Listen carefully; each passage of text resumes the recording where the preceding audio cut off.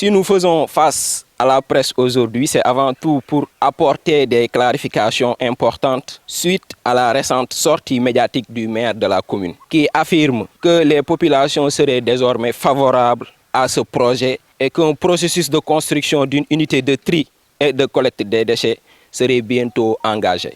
Nous tenons ici, devant l'opinion nationale et internationale, à démentir catégoriquement ces déclarations. En aucun moment, la population concernée n'a donné leur accord à ce projet. Depuis le début de ce projet, les habitants concernés, les jeunes de Niamey, le mouvement des cadres et intellectuels de la commune et plusieurs autres acteurs expriment toujours leur inquiétude et leur opposition face à cette décharge imposée sans respect des procédures légales, environnementales et participatives. Notre position reste alors inchangée. Nous refusons catégoriquement ce projet, dans les conditions actuelles, bien sûr. Pourquoi nous refusons ce projet? Premièrement, les activités liées au projet ont démarré avant même que la convention soit finalisée de façon administrative.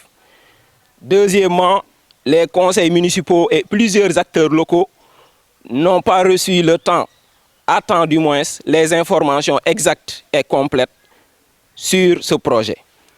Troisièmement, les dispositions prévues par le Code de l'environnement n'ont pas été respectées. Notamment ceci concernant les exigences d'études préalables, la transparence sur ce projet, l'évaluation d'impact environnemental et la consultation inclusive de la population à impact immédiat. Aujourd'hui, nous faisons face à un projet précipité et mal encadré techniquement. Nous considérons qu'installer une décharge dans de telles conditions revient à placer une véritable bombe à retardement au niveau de notre territoire. Les conséquences environnementales et sanitaires, agricoles et sociales pourraient être extrêmement graves pour les générations actuelles et futures. C'est ce qui inquiète davantage la population de la commune de Niamey, plus précisément celle du village de Boutoumont. Mesdames et messieurs, nous rappelons également que le dossier est actuellement pendant au niveau de la justice. Toutes les parties concernées ont été entendues et nous attendons désormais que le procès avec beaucoup de sérénité et de confiance.